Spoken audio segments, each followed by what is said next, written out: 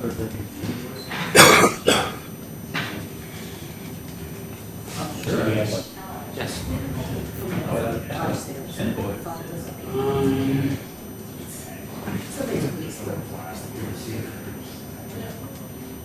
You know where she is? Yeah. Next door.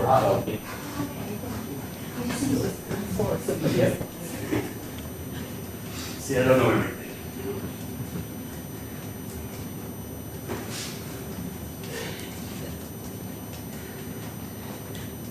I don't know everything. I gotta learn these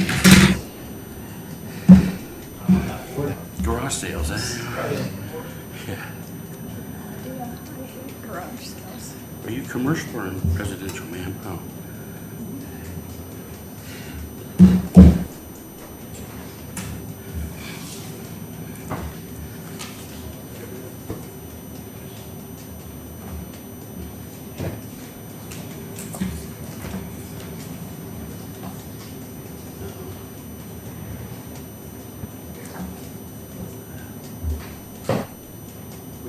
We got a bill for the 20.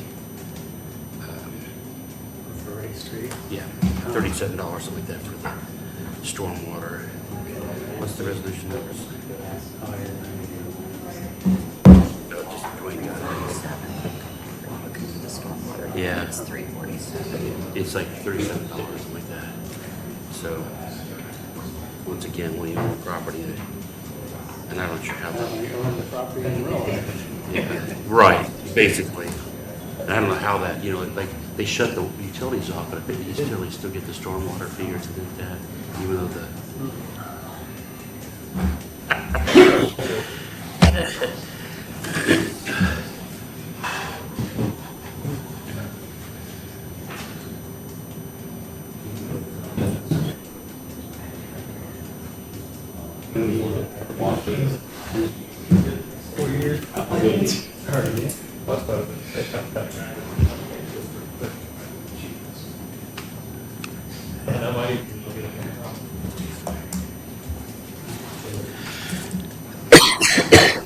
Sounds great.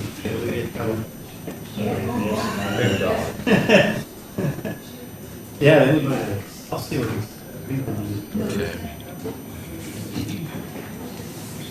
Ready? Perry, you ready? I'm ready. Okay. Good morning. It's 11:03. We call this meeting to order. We're kind of shorthanded today, so every vote's going to count. All right, first thing on our agenda is the consent agenda for the September 4th meeting, which actually was the August meeting we had on September 4th. And the minutes are here for that. Are there any changes or additions or problems? If not, I'll make a motion to accept the consent agenda as presented. Is there a second? Second. Any further discussion? All those in favor signify by saying of aye. Aye. All those opposed, same sign. The motion passes. Next, we have the financial reports for August of 2024 for the TIF and non-TIF districts and the Lexington Village residential district. We have not yet chased down all the, Dwayne's been working on it, any of the pending projects that we need to get on there at some point in time and get a better system than we have. Since John Michael's not here, it'll probably be brought up, so we're okay. All right, I'll make a motion to accept the financial reports for the August 24th for the TIF and non-TIF districts in Lexington Village. Is there a second? Any further discussion? All those in favor signify by saying of aye. Aye. All those opposed, same sign. Motion passes. All right, the next thing is really end of the year kind of stuff. We received notice that the state of Indiana now is doing an annual spending plan for TIF districts, and this is their notification to that means and how to put it on the gateway and the portal. We have had discussions with Baker Tilly to help us do this thing. So we already doing our own budgets and that kind of stuff, but we'll need to figure out how we need to take our information and put it into the portal. And I think that the clerk treasurer's office has done that before, so we should be fine. And I've talked with Baker Tilly, and they're going to lead us through. It's new for them too, so it's kind of a case. And right now, we track things by the we have all the different TIF districts. We also track it by the type of subcategory, infrastructure, economic development, quality of life, et cetera, et cetera, et cetera. So I don't think they want it that deep, as deep as we're going, but we'll do that. So that's basically for information purposes. Okay. Last piece of old business, we got a crowd here. This is for the, basically we have an amendment to amend Resolution 2024-340, being the amended by Resolution 2024-346. And this is basically, we've already approved the purchase of the land for the driving range at Dykeman Golf Course. Mr. Rosie has been negotiating that contract, and some of the terms changed the time we actually approved it. So the 2024-346 has those changes listed. Some of it's just on the same amount of money when we take care of it, or when we pay it. They want more money the first year, which is not a gigantically big deal. You also see inside there's a real estate purchase agreement, and this is the what Mr. Rosie has negotiated with the Myers family, and so that is in there. There's a drawing in Exhibit A for you also. And then Exhibit B shows basically the interest we'll be paying on the payout to the Myers family, and it'll be done in, let's say, 2024 will be our first payment. Wait a minute. And then we'll have 2025, 26, and 27. We've also included the closing cost in here. There will probably be an additional a few straggling bills coming in. We decided not to muddy this up any worse. There'll be some appraisals, some survey work that's going to be done, and so we're going to put that as a separate resolution, not to continue to build this one into a mountain. And we don't have that. We don't have that information yet as to what that is. So that'll be there.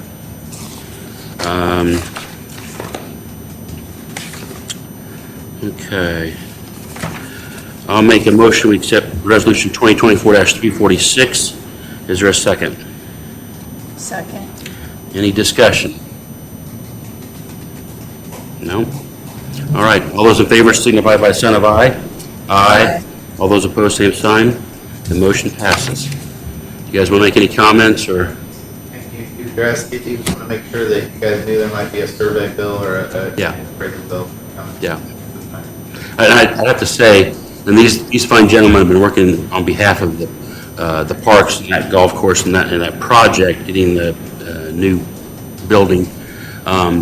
Brad Rosie has also been working very hard while trying to have a case in Delphi, you may have heard of. And so he's been saying, and it's been back and forth. He's been dealing with the family and things like that. So it's been, a lot of his blood, sweat, and tears, and these gentlemen too have been going through to raise the money to do a lot of this stuff. And this is from what I can tell, kind of the icing on the cake. They've not had a full-size driving range out there, and when we have like the high school teams and stuff play, they don't really have a driving range area. So anyway, we're glad to help with the project. All right, moving on to new business. And here comes Bill Cuppy. Two things on that, just to keep it on top of our mind. Once I know there's a closing set for that transfer, we will initiate the annexation process to keep you clean with Indiana code. So it's a 6 to 8 month process. It'll be a super voluntary annexation because you will be the only landowner within that boundary. So it won't be, you will definitely be approved. It's just we have to go through the whole process to get that annexed. So then it'll be actually city property in city limits. And also in October, on that purchase agreement, it mentions an easement that the Myers are requiring. At the October committee meeting with council, it'll go in front of them to consider that and to go over that. And then if it advances, it'll be a November meeting with the council for the easement for what the Myers are trying to accomplish over there. So just two things to keep in mind that we're working on. The resolution 2024-344, back down to the Riverside Development. When that was completed, the trail was cut off for reasons because there's a building there. So if you go down there on the trail and you're going on the Eel River Trail, you get to a certain point on the east of their property, the event center, and then there's nothing, and then it picks up down the road. The trail people, it doesn't fit their GPS now. So we met down there with you and John Michael and Dave Morris and Jan Foley and Jacob and Aaron, and we kind of all talked through this, and we thought if we could shoot them south and then west to pick up the trail, that would probably be the most effective. So the estimate that you have in here, and I sent a picture, is a 10-foot wide asphalt trail that would go parallel with the event center parking lot. It would look just like Spencer Park's trail. I see it not only helping the bikers stay on the trail, but I also kind of see it as a nice, somewhat divide between the park and the event center parking lot. If people just want to walk the park and not the whole trail all around Logansport, kind of like Spencer Park, you could take that and wrap back around. It was the cheaper version. I think it's the best version. We can change the GPS to reflect that, but the request is for Dykeman Excavating to complete the 10-foot wide, 290-foot long asphalt trail parallel with the parking lot for $27,900. Yeah, this also allows, we have, the Parks Department has access to those parking spaces on that end of that event center parking lot. This will give them some way they can actually walk onto something that, ADA-wise, to get to the other side of the park or whatever. And there was concern, I had not given much thought. There were folks that talked to us from that do biking and stuff like that. And before, it kind of died in the parking lot, so people would be walking instead of walking on our side of the property, they'd be walking through the parking lot, people backing up. It's one of those things, I think, that if you leave it in kind of the way that was just like what would be, you have somebody backing up and hit some lady with a baby carriage or something like that, and not a good thing, because if we can look ahead and see the problem, it's something we should look at. So anyway. All right. I'll make a motion to accept resolution 2024-344 for the walking asphalt trail on the banks of the Eel River in the amount of $27,900 to be paid to Dykeman, I believe, Dykeman Excavating. Is there a second? Second. Any further discussion? So I'm not seeing where's it starting? There's there's a map in here, third page back. That's what I was trying to find. There we go. See that green line? So the red line there is the division between the event center and Riverside Park. Here's the existing trail. Okay. Right now, it just stops. There's no trail anymore because the building's so far back that we had to take this trail out.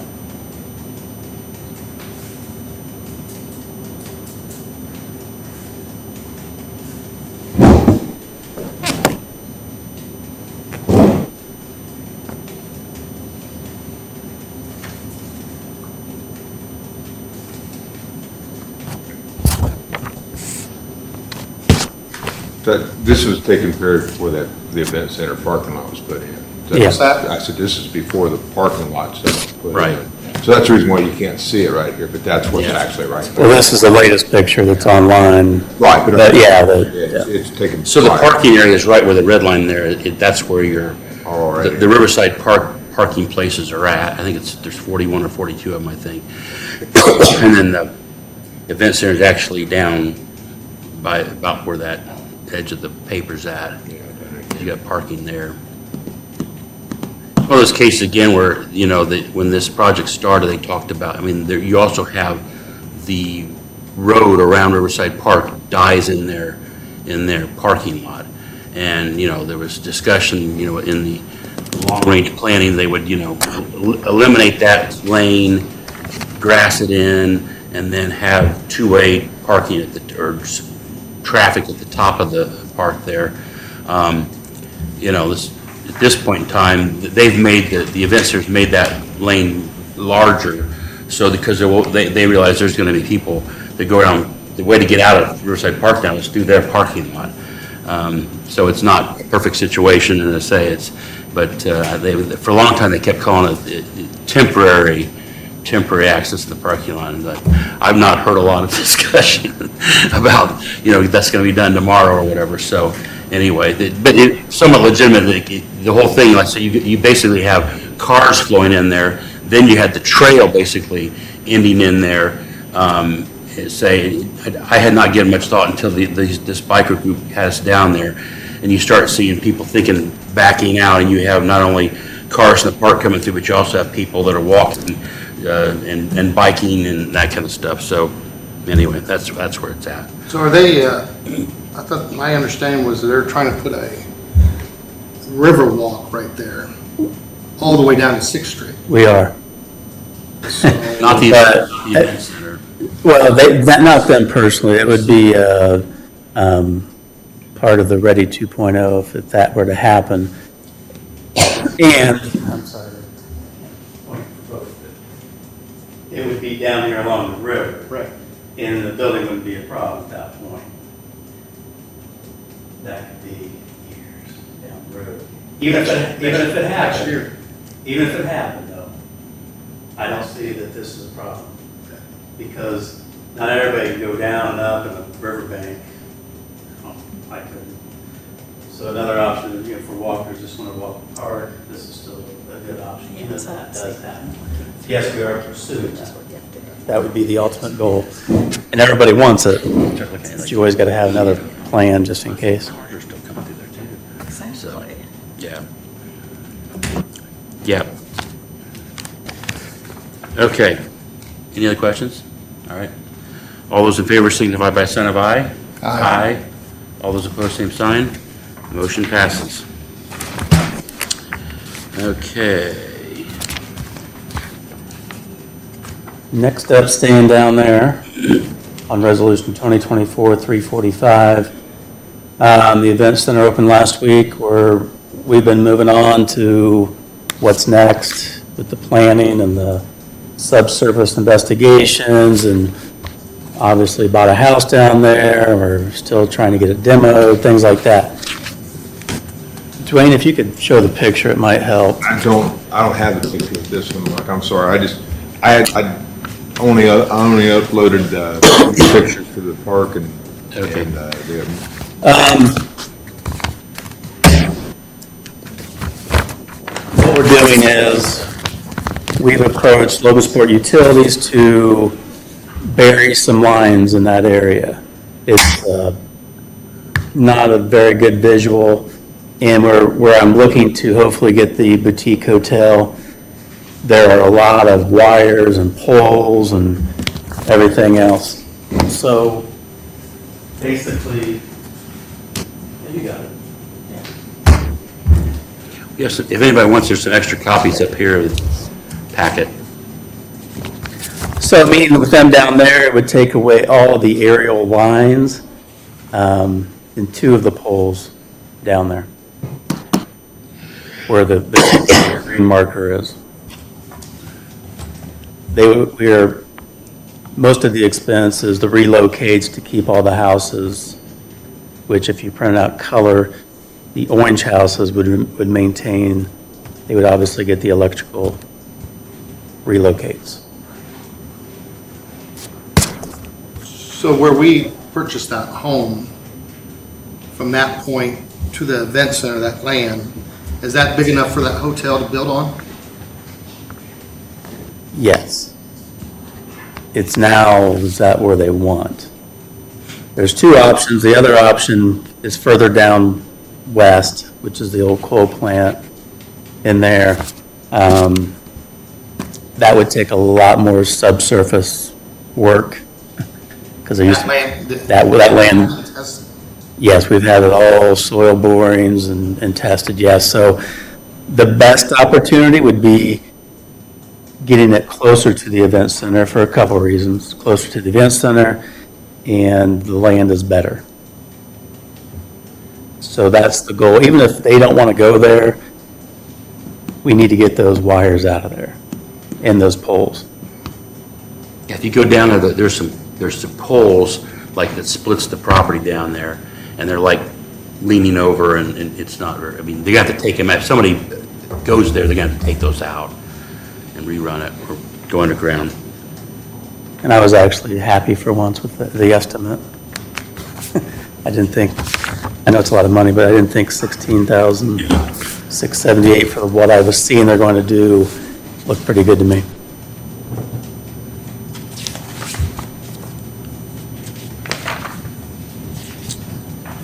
All right.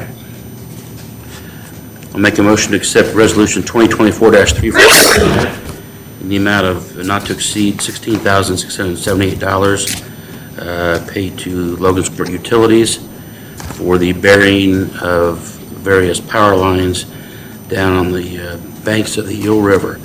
Is there a second? Second.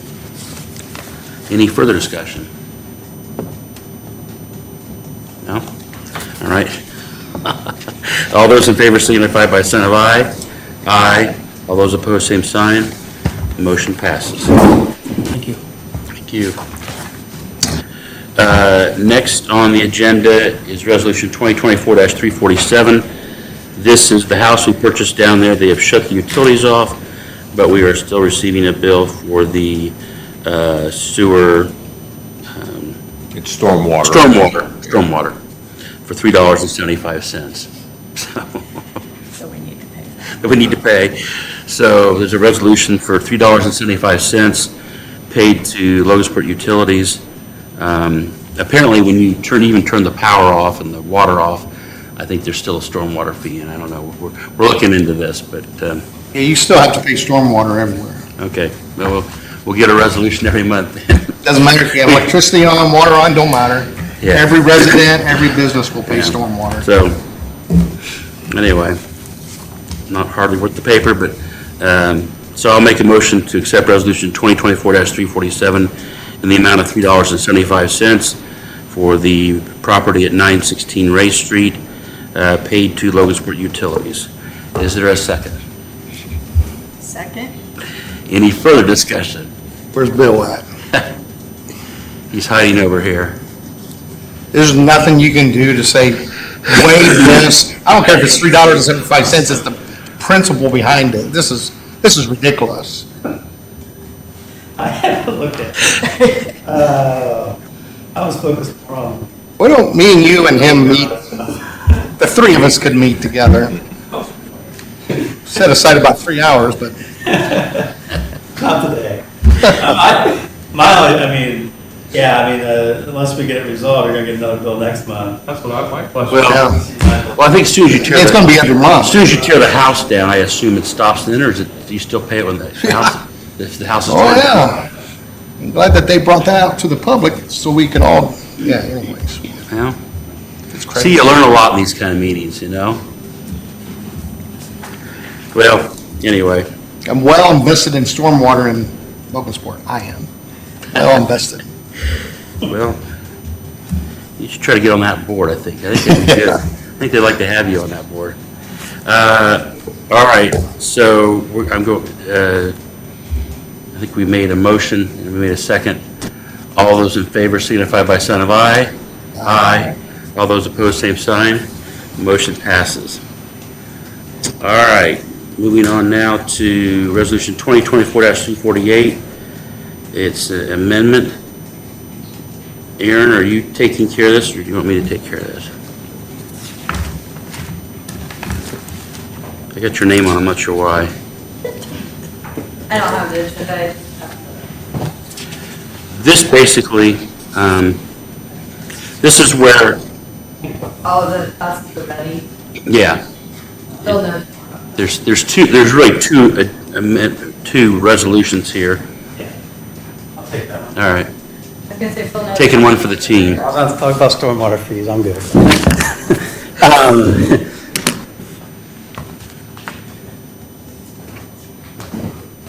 Let me get there. 348. Okay, I'll try to make this as plain as can be. In 2023, we had a contract with F&K Construction for $3.1 million. Excuse me, $3.3 million. We had secured funding of Ready and the bond of $3.1 million, which at that time left a gap of $213,959 that RDC approved to pay for that gap. You've been paying the bills, everything's wrapping up, so on and so forth. Of that 3.1 that we had in already funding before we came to you, 1.5 of that was Ready money. Ready had an opportunity to apply for more funding because a project didn't happen in the region. Aaron and Jacob applied for it, we got $100,000. So, when they got that $100,000, that's $100,000 less we needed from RDC. So our approval that we got from you for $213,959, they only needed $113,959. So therefore, we need you to amend your resolution from $213,959 down to $113,959, so you don't encumber $100,000 forever that you're never going to spend. So you basically made $100,000 a day, so. That's a For that stormwater fee. We'll twist it that way. So yeah, I don't want you to have a commitment forever, so if you amend your resolution down, you don't encumber that $100,000 that you'll never have to spend, and we can use it for other things. That's essentially what this is. Okay. So it's a two-parter. You've got 2024-348 does what Bill just said there with $100,000. Then part two of this is, well, we might as well do that first, and then we'll go into that, so don't leave yet. I'll make a motion, we accept Resolution 2024-348, which is the movement of the $100,000 of Ready Grant money. Nope, it's not moving anything. I just want to let, You're just reducing the. you're just reducing your commitment you made in 2013. Okay. We're doing that. No money's going anywhere, it's just less that you'll have to pay out. All right. Is there a second? second. Any further discussion? All right, all those in favor signify by sign of aye. Aye. All those opposed, same sign. Motion passes. Now comes Aaron. This is Resolution 2024-341. Aaron Shaver, we have Kevin Rice here from the Parks Department, who is an expert on all things fountains. So just to kind of give a history, so Iron Horse Park, formerly known as Urban Park, I guess, we've been able to finish up all that project with ready funds currently. So no funds were spent to do what we've done with the restrooms, landscaping, and all of the stuff that's there currently. In the plan, there was an idea of doing a fountain, at-grade fountain, where it basically bubbles up from the concrete. And in doing that, we're bringing that forward to you today. I did want to mention that when they started talking about the farmers market plan, one of the things, so the Cass County Community Foundation is working on. One of the things that was brought up during theirs was a fountain as well. And so I talked to them and said, in that area, we were already planning this. I know it's not currently with the ready funds, but it is something that's in the works. So they pair well together in talking with Cass County Community Foundation and what they're working on as well. So with that, we're bringing forward, and I didn't make the one change, but $232,200. What this covers is there's a section of lawn that's right in front of the depot currently. The fountain would be 30 by 30 space, but that's like 69 feet by 34 or something. So it's a larger space. And so Picture next page back, there's a picture of that area. So in that area, we also are planning to do I guess not me, Parks Department's planning to do the lighting of the tree during Christmas as well. So there's actual hooks or whatever. There's anchor points. Anchor, thank you. What needs to be done for the tree as well. So we wrapped kind of all that up into this whole area. So to do that whole lawn area that's currently there as concrete, as well as doing the water, sewer, electrical, and the fountain itself is the total amount that you're seeing there. Now on your drawing, you can see the depot is at the right side there. I've got mine in color, yours is black and white. That dark dot is where the Christmas tree would sit. Behind that, or between the Christmas tree and the depot, that you see little dots and stuff like that, that is the actual splash pad fountain that will be there. And it may move from that, but I was just showing you in reference to that lawn area how it would fit. And then behind that, you've got a whole section from Vortex about fountains and Yeah, so quotes. Kevin can cover that a little bit more, but it can be timed. There's lights in it. It can be regulated a lot with the Parks Department of when it is actually on, when it can be used at all, if it shuts off because it's raining out, it's too cold out, those type of things. So Kevin can go into that more if you guys have questions on that. It's kind of neat, you'll be looking down under the archway. Yes, so they show the bubbling things in the pictures that in your packet, and you'll look down the street and you'll see the archway from the old archway, and then you'll see this fountain there, and at nighttime there'll be colors, so you actually will look down, you'll see the depot behind it, and this bubbling fountain, and it should be a nice decorative thing. And they say in your packet, it shows you the different heads and water spouts and lights and that kind of stuff. It probably goes into too much detail, but I just sent you the whole Yeah. packet. Yeah. We wanted the packet to be thicker. So Yeah, sorry. to provide some data. It's also got the quote in there for MR Louthan, for them to cut that out, put the stuff in there, the cement work. Concrete. And then, I don't have I have the estimate in email, I didn't send it to you, but that's the additional cost was the sewer, water, and electrical for the system as well. All right. So that $100,000 that Bill just saved you, I'm asking for that. And then, additional to be pulled from, a percentage to be pulled from each district to cover the rest of it. I don't know if you guys have any questions for me or Kevin or anybody. Any questions, Barry?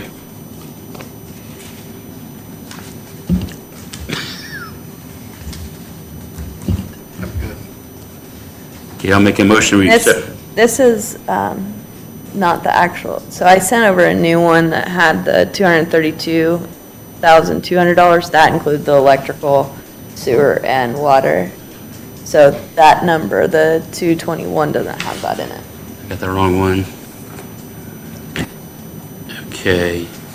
But I can tell you, if you used 100,000, I have I don't know if you guys use the So same. it'd be $100,000 less than this 220, it'd be 120. Yeah, so, I mean, he wrote it so that the 100,000 isn't actually in the resolution, it's just splitting out between the districts, but that the 100,000 could be used since Okay. you're not allocating it anymore. I would say the 100,000 is in there in the percentage Yeah. that you took it out of the Right. last resolution, and all I did was add to the totals Okay. that you had had. So, I had it written 50% come out of consolidated, 30% out of downtown, and 20% on an industrial park. These numbers would change just a little bit because it's actually $232,200 with the electrical, storm, or sewer and water.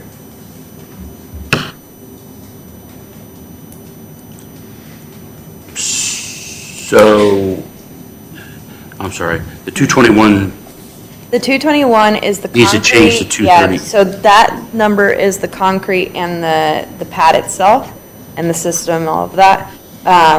The additional difference between that number and the 232, or $232,200 is the electrical, water, and sewer. So okay, that number changed a little Oh. bit after talking to LU. from L. It doesn't have stormwater in it, though, so. So, Dwayne, would you prefer we, So you need to add, so we need to put up on the Yes. whereas that you're So adding in 11 electrical work, right? So 11,000 additional. It would be the. Yeah, but we've got to say what it's for, so it's for electrical work, right? Electrical, sewer, and water.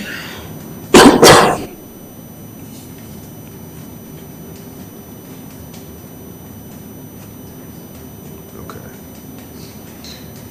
And then the total you're adding to is going to be it's going to be 232? Yeah, and 200. and what were your percentages on the different districts? And you use these percentages, 50, 50, Dwayne, 20? in your resolution? 30? You used the same percentages I had? Yeah, I took your original numbers and I simply added in the 60,000 from the Okay. industrial park and the 20, or Okay. the 40. So 50% out of consolidated, 30% from downtown, and 20% from industrial. Okay, so I'll make a motion that we modify Resolution 2024-341 to add $11,000, which will be for the Logansport Utilities portion of water connections and electrical connections, and that will take the new amount to $232,200.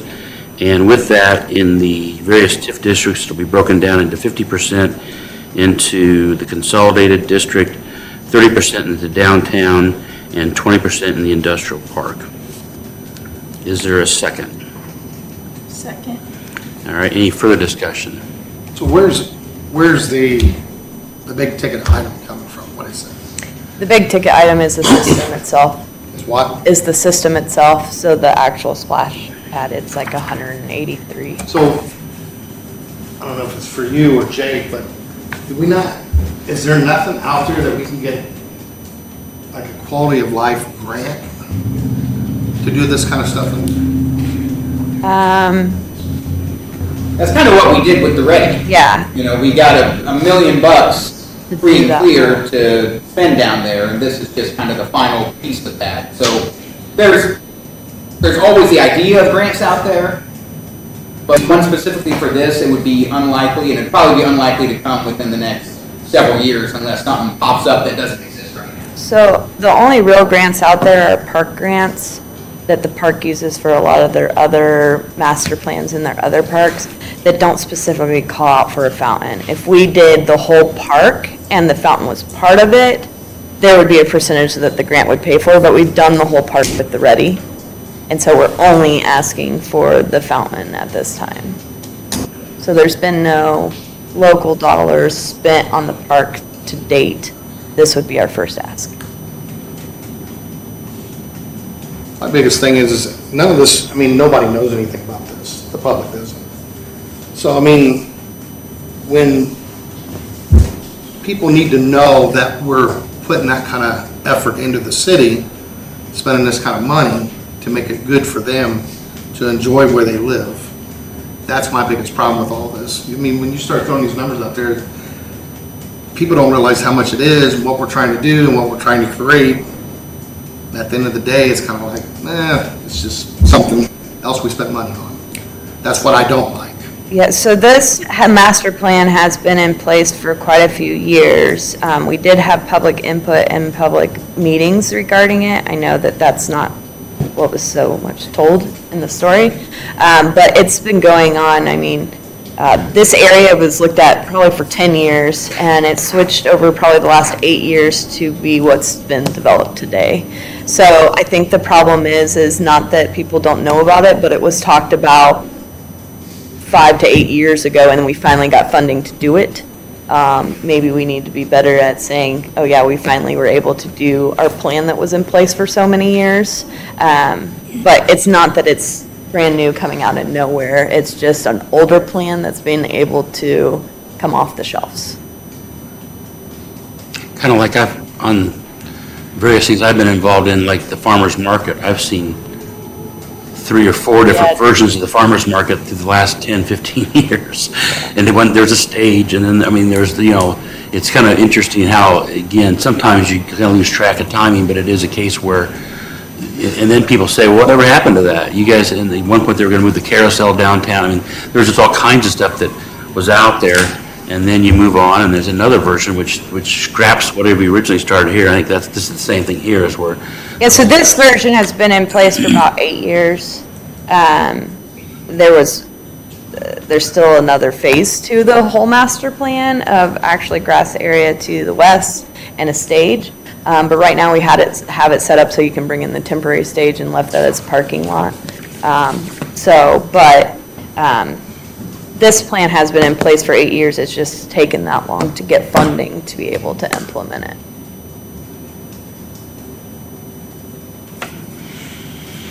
Okay, well, for the first part, we need to vote on just the changing of the numbers on the resolution. So all those in favor of modifying and amending Resolution 2024-341 to the $232,200, and it's broken down into 50%, 30%, 20% for the consolidated downtown industrial park districts, signify by sign of aye. Aye. All those opposed, same sign. Okay, so that part passes. Now we actually move to the Resolution 2024-341 and to its current state then. And we can discuss more now. I think you want to. And I will say that why we didn't put anything there, that's why it was a lawn, because we knew we didn't want to put a concrete plaza in and have to tear it up later when we knew this was part of the project. So we left that lawn area, and that's why it's there right now, is because we knew that this was something that was in the plan.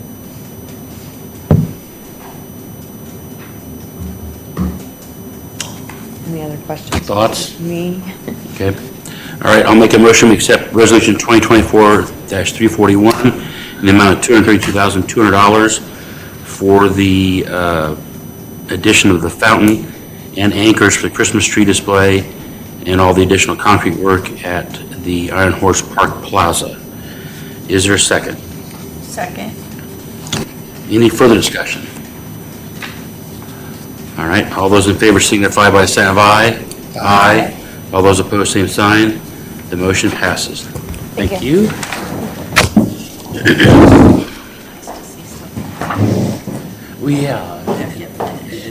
I think it's, all right. Okay, no money on this one.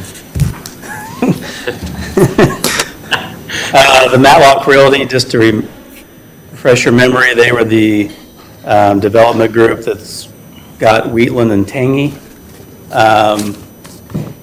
You gave them a certain period of time to do a couple things.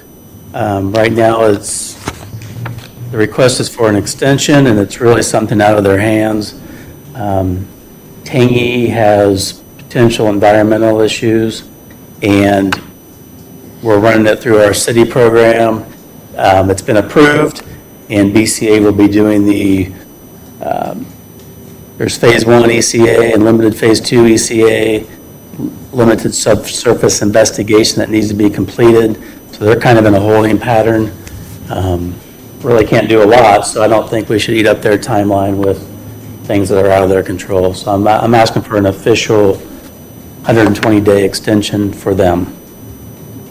The reason they haven't started on Wheatland is because they want to mobilize at the same time. They want to have Wheatland and Tangy going at the same time and not one at a time. So Wheatland kind of needs to wait on Tangy Street. All right. I'll make a motion to add 120 days to the original agreement with the Matlock Realty Corporation and 528 Consulting LLC partnership. Is there a second? Second. Any further discussion? All right. All those in favor signify by a sign of aye. Aye. All those opposed, same sign. The motion passes. All right. Last item we've got on here. We had tabled last month the request by Peak Community Services for a sidewalk and retaining walls, and it was an amount of, I think, $125,000. They are putting up 5 houses on Wright Street where it used to be Tipton School, right? No? Yeah? Mm-hmm. Any historical people? So anyway, we didn't have, they didn't meet a lot of the things necessary for us to do it. They're a nonprofit. It's not a TIF district. It's a residential area. And the only thing we could have funded with was a discretionary fund. We talked to them originally about, we have a side, they need sidewalks and they need retaining walls for the housing that's there. And I talked to him originally about our original sidewalk program, we pay 15% or whatever. He chose to, Chris Neighbors, the CEO, decided to ask for the whole bit, which is $125,000. We don't have that much money in our discretionary fund.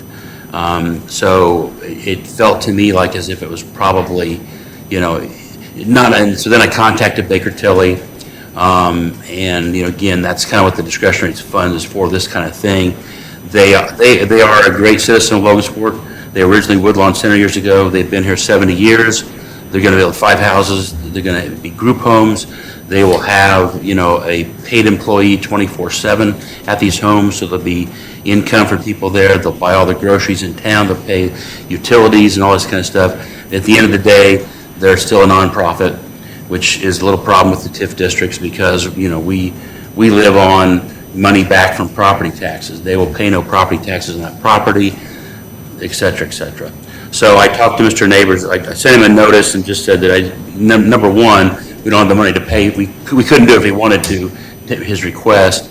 And just to say, from talking to Baker Tilly, just a year ago, the State Board of Accounts said, you guys need to have this discretionary fund because you wander off into these special little economic development pockets, and that's where that developed from. What happens there is the interest money, the money that we have, we get in from property taxes, we put it in an interest-bearing checking account, and then the State Board of Accounts considers that the interest on those accounts is not taxpayer dollars. They make the rules. So anyway, the discretionary fund has come by taking that money 2 ways. We have the industrial farmland on we're getting some rent from the property, the Chase Davis property. We get some, $11,000 there, and then we've got the interest money here. So we have this thing's less than a year old. This discretionary fund. After talking to Baker Tilly, it just didn't seem like this thing really fit the request at Peak. They're wonderful people. They're doing wonderful services for Logansport. I just don't think we're we tend to be the last stop on the road for a lot of people. And in this case here, it didn't seem to fit. I talked to Mr. Neighbors this morning and I sent him a note last night and said that I was going to suggest we untable it and I suggest that we turn it down, which will make that vote in a second here. But it's just based on the whole thing, they've done a lot of good stuff for Logansport. I don't doubt that. I just don't think, unfortunately, a nonprofit through us, this is the best thing. So I'm going to make first motion that we untable this motion, open up for a vote, that I make a motion that we untable what we did last month. Is there a second? Second, okay. Any further discussion? All right, all those in favor of untabling it, signify by saying of aye. Aye. So that passes. Now we're going to go back, and I'm going to make a motion that we do not accept the proposal by Peak Community Services and do not provide funding at this time. Is there a second? Second. Any discussion? All right. All those in favor signify by sign of aye. Aye. All those opposed, same sign. The motion from last month is turned down for funding. All right. Open the floor for public comments. Or I guess you have got Mr. Cuppy or Aaron, any of their updates? Just real quick, a couple of things that you have investments in, just to give you a quick update. I'm sure you can physically see it. 4 houses are going at Lexington Village, and we're estimating those first 4 will bring in about $15,000 a year in property tax. That's since March, so if you look at 6 months, we've got 4 houses, so I think that's going well. I know they have interest in other areas for more. We're actually trying to connect a Make My Move to a house, so get those pieces put together and moving that forward. The mall, you can obviously see things are going on there.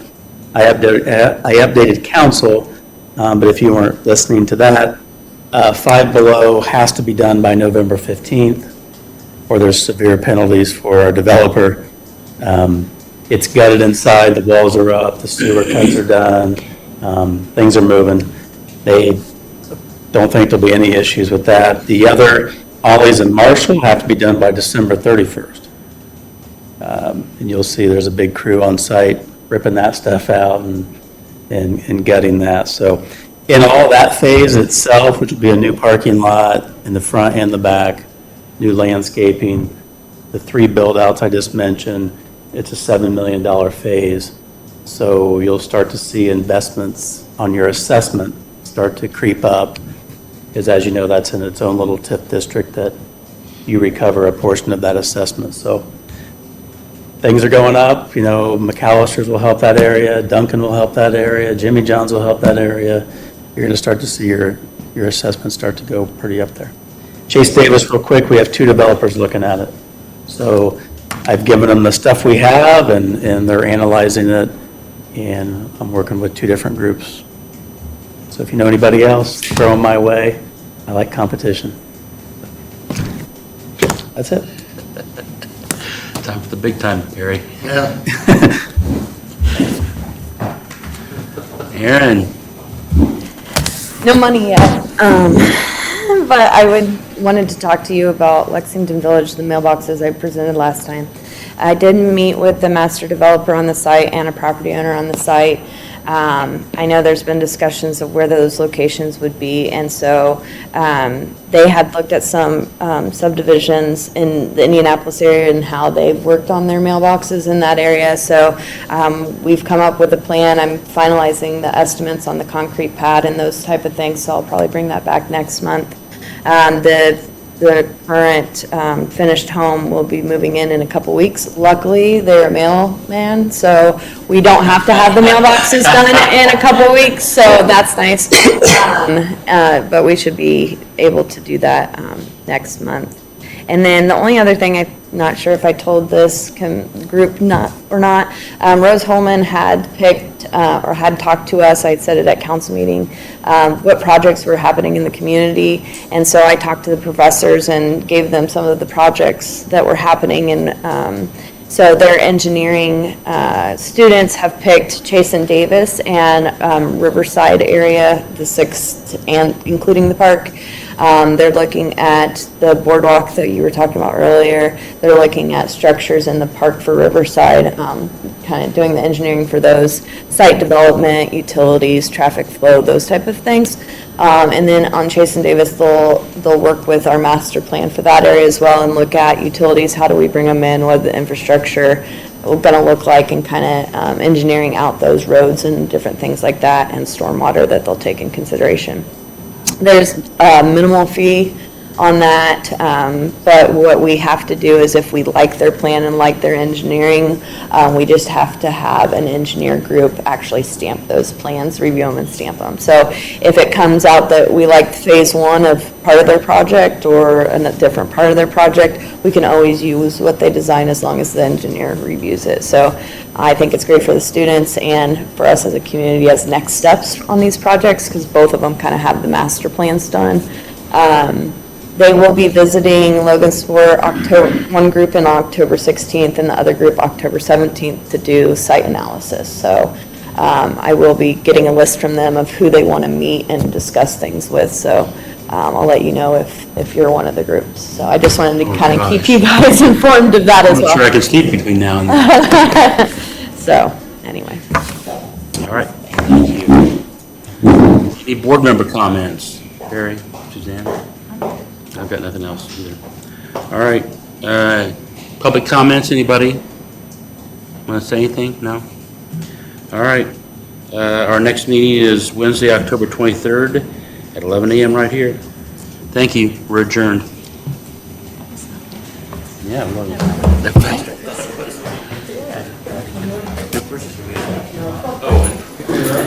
And we're doing the 6th Street thing next. We'll either have a special meeting.